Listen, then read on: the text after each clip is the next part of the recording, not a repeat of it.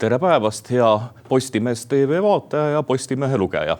Oled sattunud vaatama järjekordset saadet sarjast Peetri Pilk ja oma tänaseks stuudiokülaliseks olen kutsunud Eesti kuulsa majandusanalüütiku, majandusteadlase ja ka Edmund Pööki seltsi juhataja ja Tähenduse teejuhtide kuulsa Eesti kultuurisaate ja ühiskonnasaate juhi härra Hardo Pajula. Tere tulemast. Tere tulemast või tere ja aitäh kutsumast. Ja et selleks, et saade algaks positiivsete nootidega, võtame kohe oma esimese uudise. Et tükk aega mõtlesin, et kumb kahest uudisest on naljakam või humoorikam, et ikka huumoriga alustada reede hommikut. Et kas see, et AI pidi lühikese ajaga tänu valitsuse mingile AI nõukogule kahekordistama Eesti majanduse vist, kas oli 10 aastaga, või siis see, et aastal 2030 Rail Baltica juht ütleb täiesti kindlalt, et sõidab Varssavisse Tallinnast ja tal olevat isegi 8.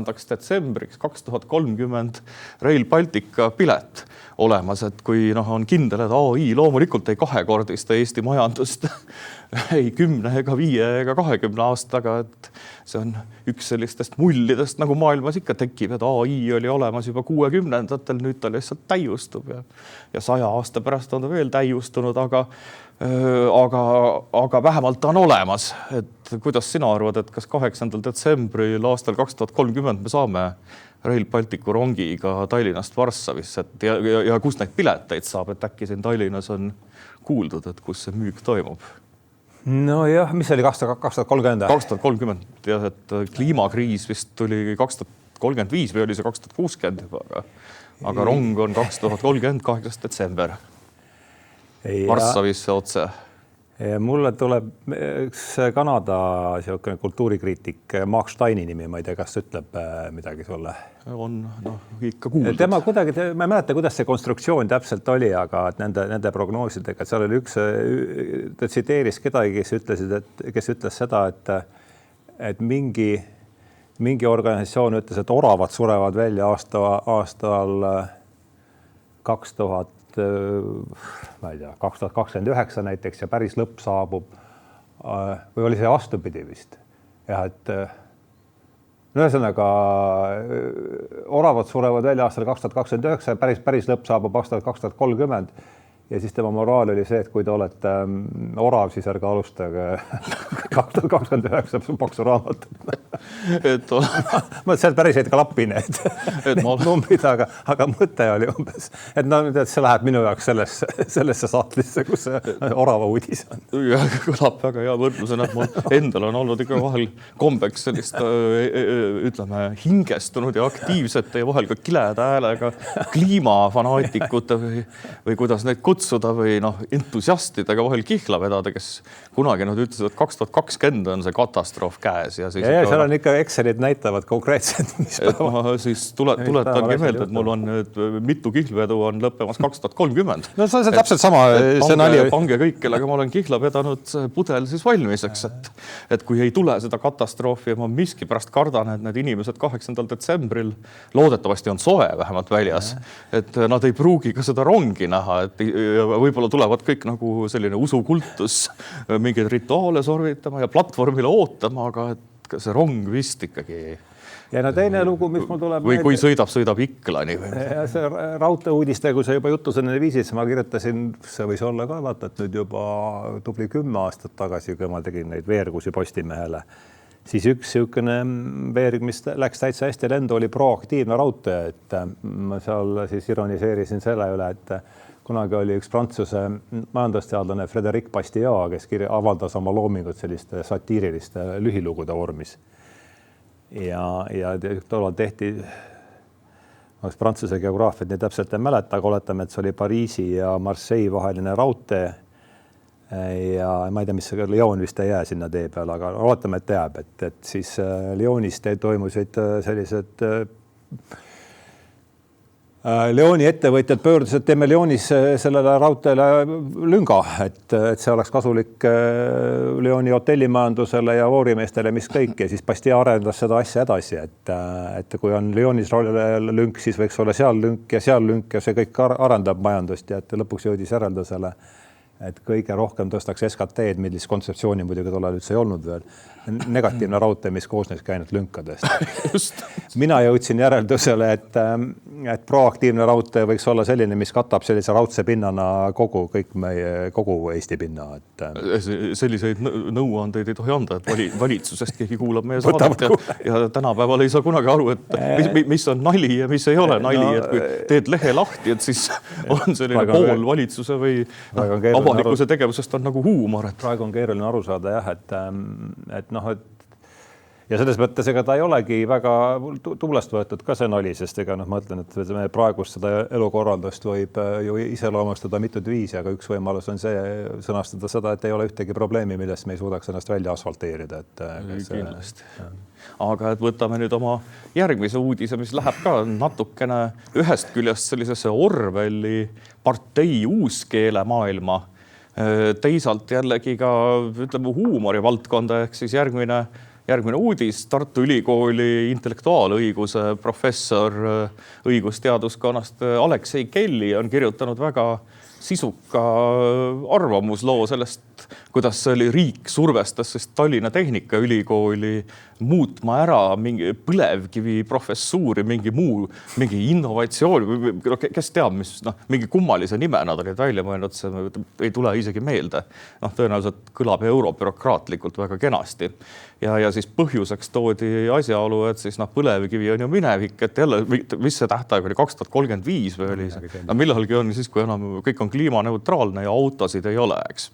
Ja me teame, et seda ka ei juhta, eks see on kahe aasta pärast võib-olla kliimakabadest ei julge enam Brüsseliski keegi nagu mitte midagi rääkida, aga just see Aleksei Kelly võrdles väga õigesti täpselt sama, nagu mina olen tähelepaneku teinud seda seltskonda, kes selliseid asju toetab ja läbi viib usukultusega või me võime seda energiakultuseks või mingiks fanaatiliseks ususektiks nimetada lausa, aga et mis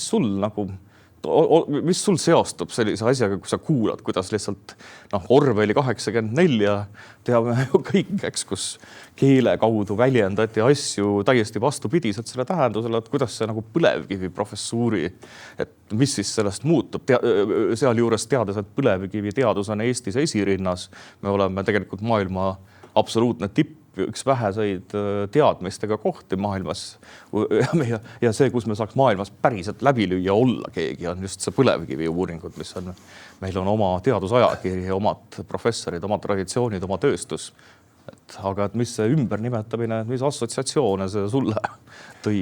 No kaks assotsiatsiooni, ütleme üks selline pealispintsem rohkem ja teine võib-olla natuke sügavamalt, et kui sellest pealispintsemast alustada, siis esimene, mis sa siin isegi mainisid minut tagasi, et kui praegu lööd ajalehe lahti, ei saa aru, kas see on Jurika rubriigist või keegi on purjus olnud. Või nojah, et seetõttu tuleb mulle järjest enam niisugune tunne, et vanad pikrid tuleks välja kraamida ja see nali, mis kohe nüüd haakub selle sama põlevkivi professuuri ja paljude selliste ümbernimetamiste kampaaniaga on see, et kuna Pikris oli niisugune Padavere rubriik, ilmusid igasugused lood sellisest müütilisest maailmanurgast siin Eestis ja üks uudis, mis mul on elavalt meeles ja mis mul järjest rohkem tuleb ikka siin ette viimasel ajal on see, et ikka lühike uudis oli, et parandamaks elanikkonna varustatust toiduainetega otsustati Padavere saeveski ümber nimetada Padavere lihakombinaadiks.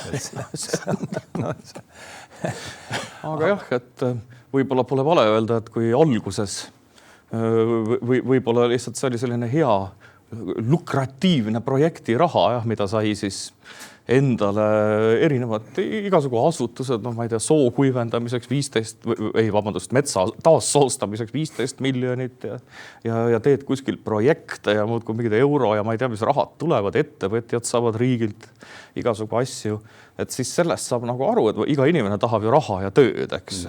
Ja ka riigiametnik tahab mingeid tähtsaid projekte vedada ja need kliimaaktivistid tahavad ju ka raha, et ega need on väga rahamaiad kõik. On suured autod, koolid ja ilusad majad, eks. Aga et lõpuks ongi, et nüüdseks ma juba näen, et see on kujunenud tõesti ususektiks. See on selline, täpselt nagu professor Kelly ütleb, et usuline religioosne mõtlemine võtab üle selle kalkuleeriva ja juba riigistruktuurides, et nagu me nägime haridusministeeriumist tõesti tõsimeeli tehakse. See on midagi, et nimetame Ardo Pajula ümber millekski. Et kuna ta varasemas elus on näidanud üles konservatiivseid tendentse, et nüüd nimetame mingiks muuks ümber. Wilhelmine Clementiks. Wilhelmine, just.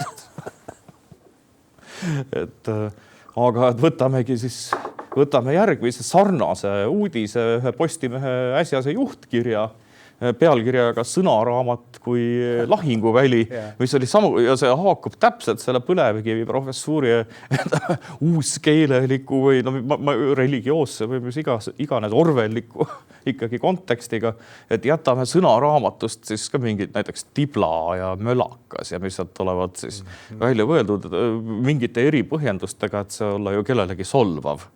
No ma nüüd küll ei tea, et minu venelastest sõpradele küll nüüd tibla solvav ei ole, nad ise sõimavad tiblasid kogu aeg.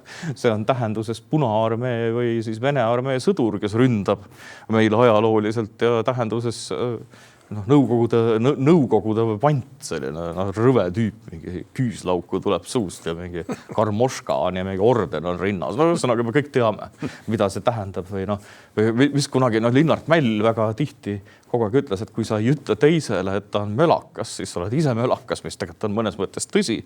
Et nüüd ei tohigi öelda, et ja selliseid otsuseid teevad lihtsalt inimesed kuskil kabinetis ja ilma täiesti absurdsete argumentidega, nagu ka see põlevkivi ümber nimetamine. Ja siinkohal oli kummaliseks oli see, et kui reaalteadlased protestisid väga tugevalt, ma nägin seda nii sotsiaalmeedias kui ajalehtedes ja igal pool ikkagi inseneriteadlased, reaalteadlased saavad juba aru, et see on üle igasuguse piiri, aga ma ei näinud väga suuri proteste humanitaarteadlastelt. Et humanitaarteadlased on eriti muutunud sellise riigi ideoloogia, kui vanasti humanitaarteadlased alati vastandusid nii nõuka korrale, olgu need ajaloolased salajaamapidudel või semiootikud või ükskõik kes, et nüüd on ju kogu seltskond on nagu sellise riigi usud ja ideoloogia kõige suurem kaasakiitja, et kuidas sulle tundub? Nojah, muidugi, et mul meenub jällegi, kui rääkida assotsiatsioonidest, et siis mul esimesena meenub siin, kõigepealt oli see Padavere, eks, aga meie siis Tähenduse teejuhtide 22. numbris ilmunud intervjuu inglise kirjaniku Paul Kingsnothiga, kes me rääkisime sellest. See on ka üks kultuurisõdade ilmingutest ja siis me arutlesime seal nendest, kogu see tants selle sõnaraamatu ümber. Ja siis me arutlesime, et mida see siis endast kujutab ja jõudsime läbi siis Ivan Illitši ja jõudsime sealt siis Ivan Illitšini, kes ütles, et praegune olukord või sellise, ütleme, praegune ajastu ei ole mitte postkristlik, vaid väga kristlik selles mõttes, aga ainult, et Kristus siis ilma Kristuseta toimub selline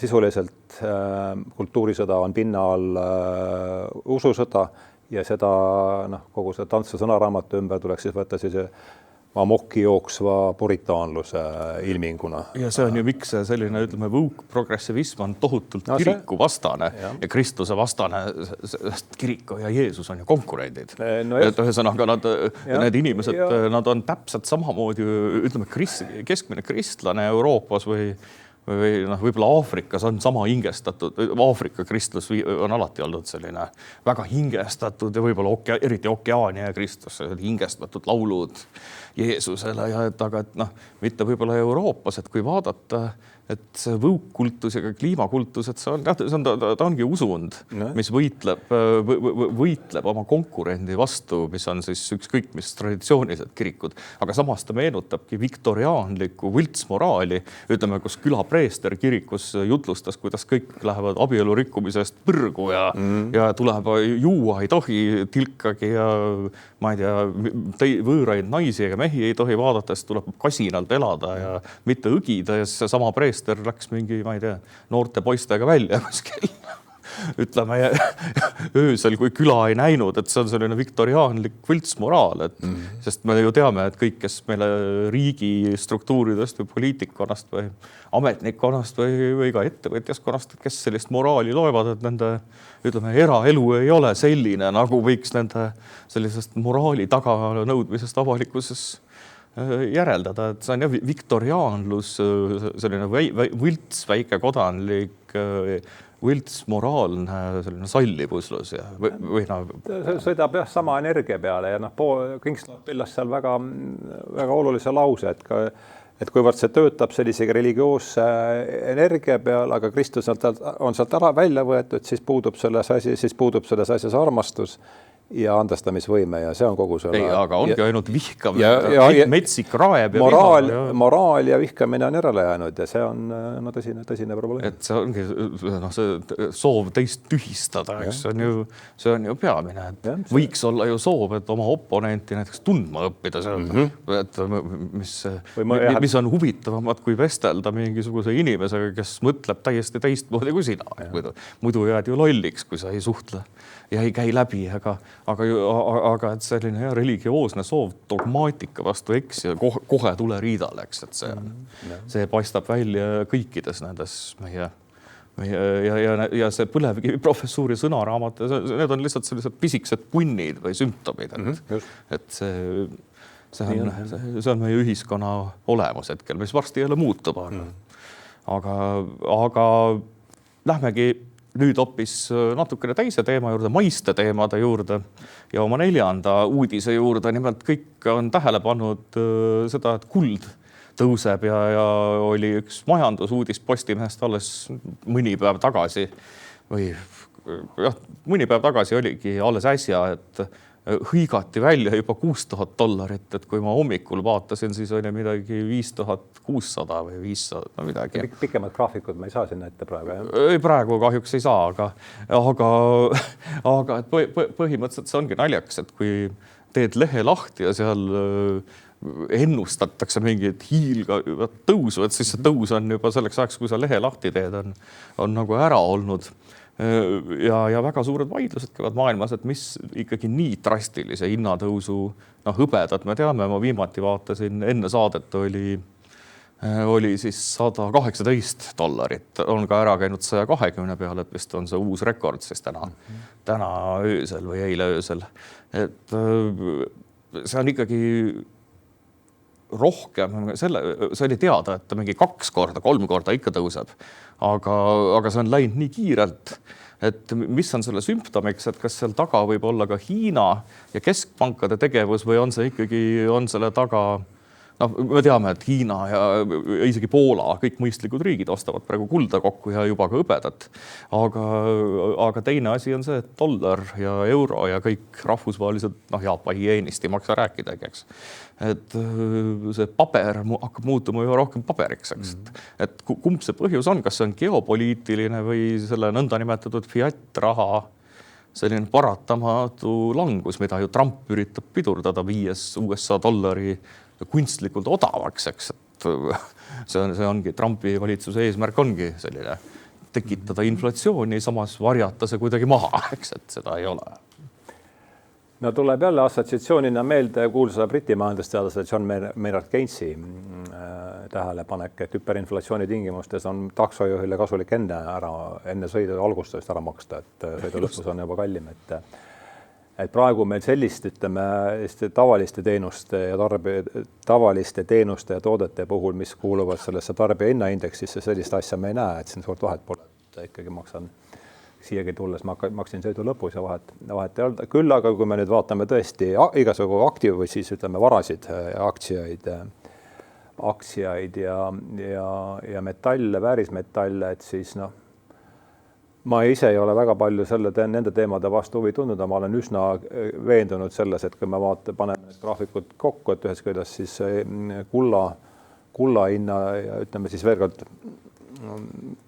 aktsiate ja kulla kokkuvõtte siis varade hinnatõus ja rahatrüki graafikult kokku panna, et siis need on väga tihedas korrelatsioonis, loomulikult teame kõik, et korrelatsioon ei tähenda veel tingimata põhjuslikkust, siin ma arvan, on see põhjuslik seos ikkagi väga selgelt olemas, et me vaatame sisul, isegi mitte põhjuslik seos, et me vaatame nagu ühe sama mündi kahte poolt, üks on raha odavnemine ja teine on siis varade hinnatõus ja mis käesoleval juhul tähendab siis seda, et sest varade hinnatõusus saab osa ikkagi suhteliselt väiksema arvulisem ühiskonna kiht pakuks ma, et selle vallu, et ütleme, tarbijahinnade inflatsioon hinnatõus on väike, aga selle siis ühelt poolt raha odavnemise ja teiselt poolt varade tõusud, aga see mõjutab suuresti ka seda varandusliku ebavõrdsuse kasvu, mis on olnud seal alates 2008 või üldse siin kogu selle sajandi üks põhiteema.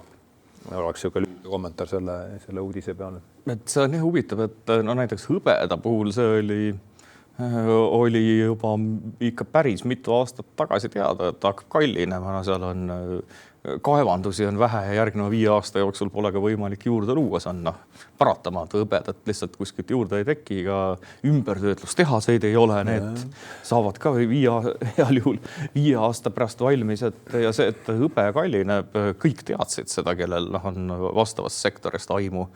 Aga et ikkagi arvati, et kui ta oli mingi 22-3 unts või ta käis seal 20-30 vahel, siis ikkagi arvamus oli, et eks ta sinna 50 peale, 60-70 peale läheb, aga ikkagi nii suurt hüppet 120 peale, sa mainisid siin taksojuhi maksmist hiljem, et ma juhtumisi tellisin omale nädal pluss tagasi, 10 päeva tagasi või natuke rohkem ühe hõbemündi, mis maksis 64 €, kui ta mulle siis Omniva pakiaparaati kohale jõudes, siis ta maksis juba 84 € ja täna see sama münt maksab 110, eks.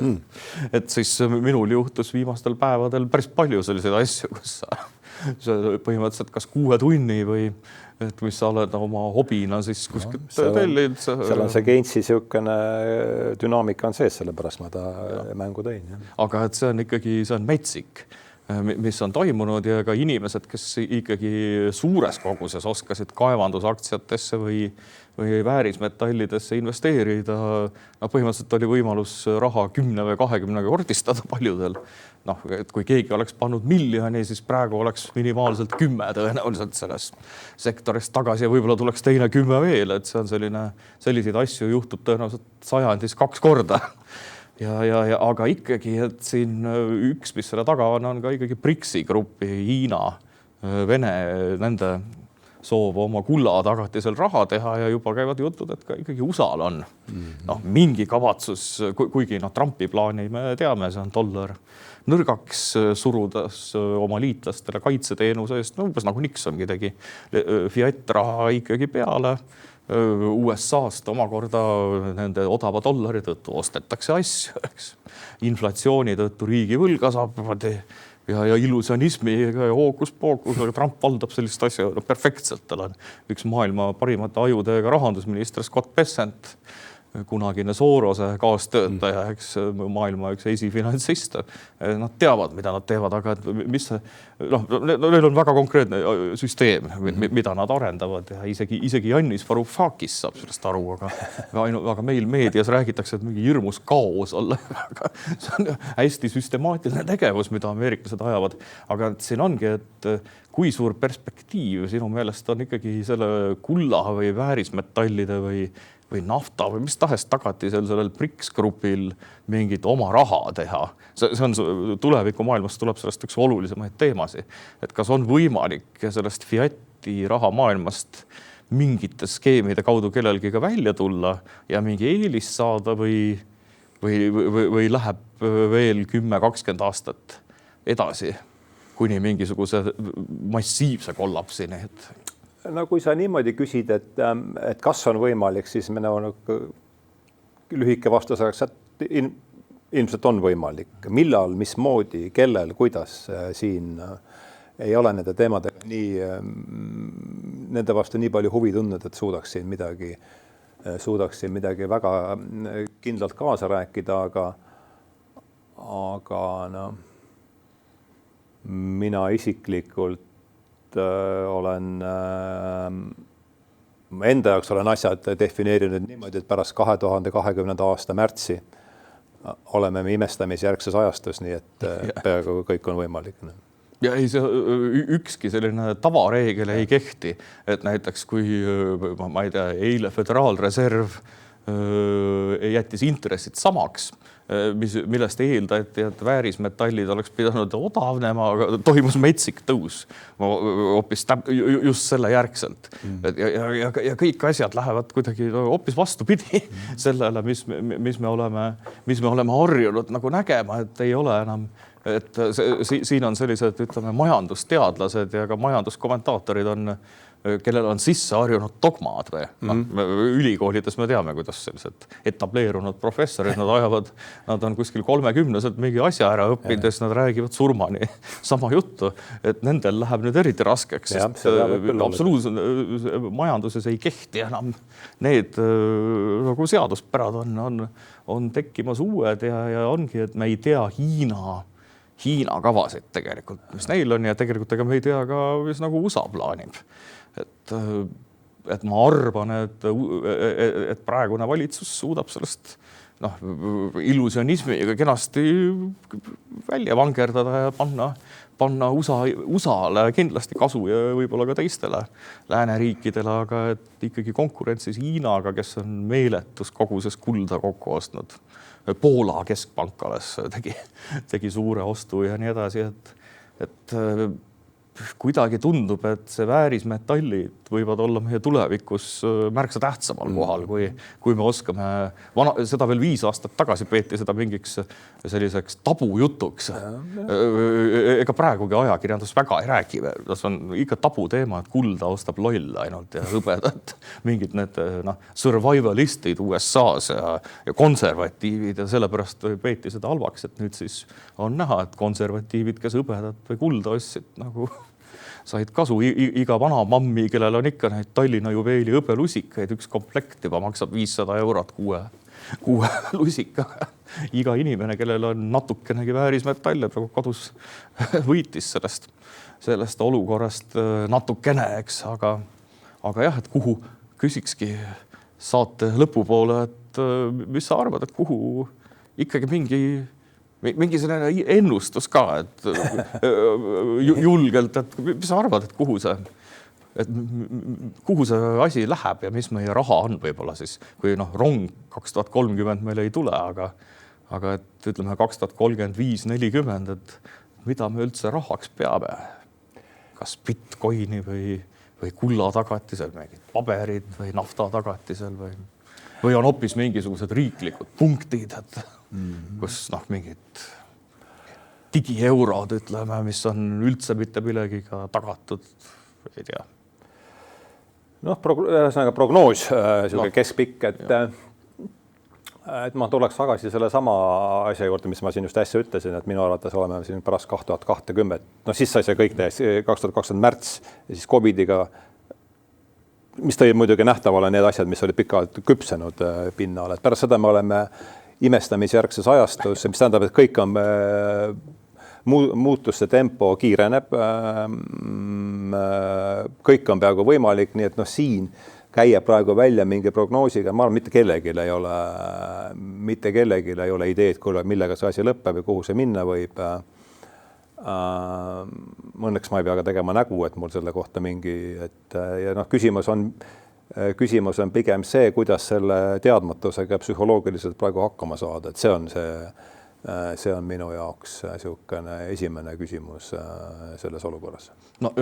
Hetke läänemaailmas me teame, et kasiino võidab alati ja Ameerika võidab alati, eks. Need on need 2 paratamatust, aga et seal ida pool on teised jõud, kes tahavad kurjasi ja õelaid asju meiega teha.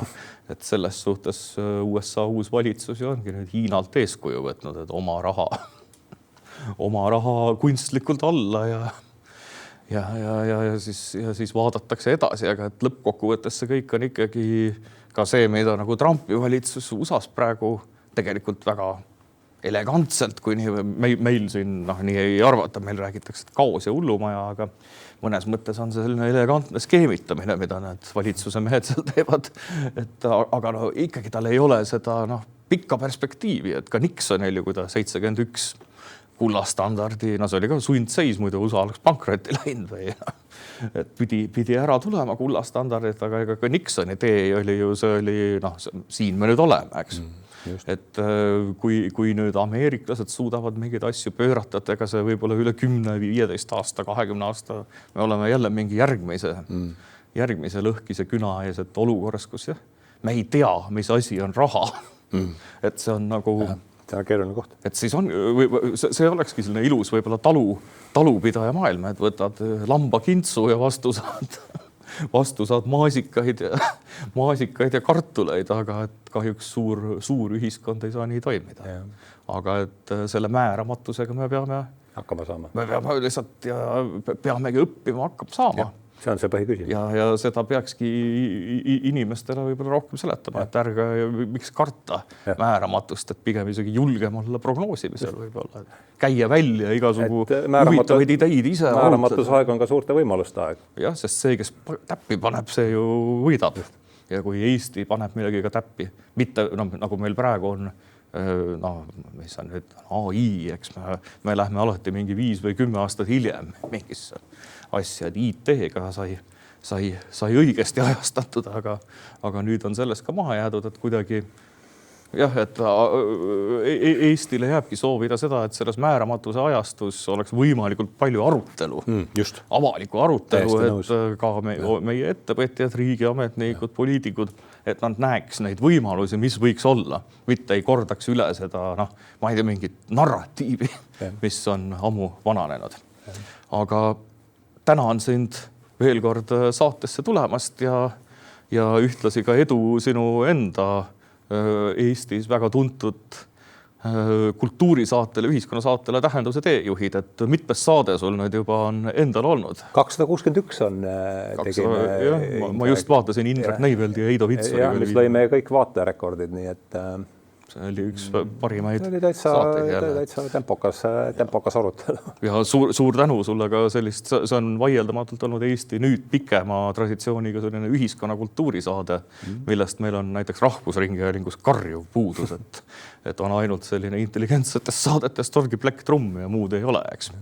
Et siis sina oled täitnud selle tühiku, mida maksumaksja raha eest ERR ei suuda, eks, et siis tänud sulle ja loodetavasti teed seda veel 1260 korda saadet edasi. Aitäh.